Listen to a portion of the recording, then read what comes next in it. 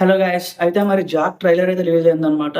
So, చూసిన తర్వాత నాకేమనిపించింది ఏంటి ఈ వీడియోలో మాట్లాడుకుందాం. ఒక హీరోకి లేకపోతే ఎలాంటి హీరో అయినా స్టార్ హీరో అయినా, మీడియం రేంజ్ హీరో అయినా ఎవరైనా సరే. So, except 'Nani'. సో, మిగతా హీరోలందరికీ కూడా ఒక సెట్ బ్యాక్ ఫిల్మ్. సో, వాళ్ళ కెరియర్ మొత్తంలో ఒక సినిమా కోసం మాట్లాడుతాం. ఎన్ని సినిమాలు రాని. అయితే ఒక ఎగ్జాంపుల్ చెప్తాను. 'విజయ్ దేవరకొండ' కెరియర్‌లో మనం చెక్ చేసుకుంటే ఎక్కడికెళ్ళినా సో, 'అర్జున్ రెడ్డి' అనే పేరు తప్ప ఇంకో సినిమా పేరు గుర్తురాదు ఎవరికీ కూడా. సో, అంటే తర్వాత చాలా సినిమాలు నటించాడు. ఆల్‌మోస్ట్ 14, 15 సినిమాలు తీశాడు. సో, హిట్‌లు కూడా ఉన్నాయి అందులో. బట్ ఎవరికి చూసినా 'అర్జున్ రెడ్డి' అనే సినిమా మాత్రమే గుర్తుంటదనమాట.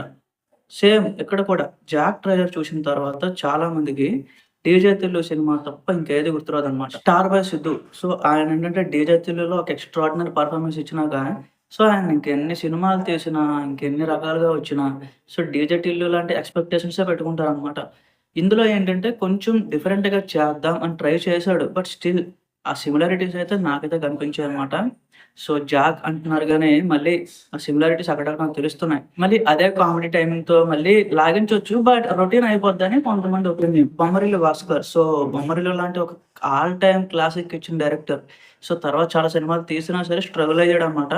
సో, మళ్ళీ ఈ సినిమాతో అయితే కమ్‌బ్యాక్ అవ్వడానికి ట్రై చేస్తున్నాడు. సో, ఒక డిఫరెంట్ టెంప్లేట్ ఉంది. సో, 'ప్రకాష్ రాజు' రా ఏజెంట్ అంటున్నాడు.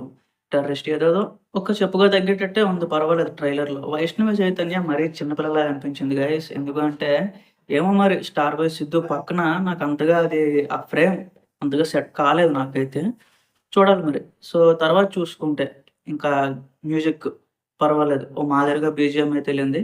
ట్రైలర్ ఓవరాల్‌గా చెప్పాలంటే నాకంతగా ఏమి అనిపించలేదు గైస్. ఏదో రొటీన్ లాగే అనిపించింది. ఎన్ని చూడలేదు ఈ మధ్యన. సో, ఇప్పుడు ప్రెజెంట్ జనరేషన్ ఎవరైనా సరే ఏం ఎక్స్‌పెక్ట్ చేస్తున్నారు అంటే, సో రావచ్చు. ఈ 2025, 2024 ఈ ఇయర్‌లో జరిగే స్టోరీస్‌తో రావచ్చు. వచ్చి హిట్ కొట్టడం అంటే చాలా కష్టం గైస్. ఇప్పుడేంటంటే ప్రతి సినిమా 1980, 70, 60 ఆ ఏజ్‌కెళ్ళి తీస్తేనే, ఆ టైమ్ పీరియడ్‌కెళ్ళి తీస్తేనే హిట్‌లవుతున్నాయన్నమాట. సో, ఇప్పుడొచ్చే ఈ ప్రెజెంట్ జనరేషన్ కనెక్ట్ చేసి తీస్తాం, హిట్ కొడతాం అంటే పెద్దగా జరగట్లేదన్నమాట. సో, మరెందుకో తెలీదు. ఒక different aspect of film making చూడాలి అని చెప్పి ఆడియన్స్ కూడా అంత ఇంట్రెస్ట్ చూపించట్లేదు. సో, ట్రైలర్ రిలీజ్ అయింది గానీ, సోషల్ మీడియాలో గానీ ఎక్కడ తప్ప ఎక్కడ కూడా నేనైతే సరైన పోస్ట్‌లు గాని, మీమ్స్ గాని చూడలేదన్నమాట. ఏదో ట్రై చేశారు. ఓకే.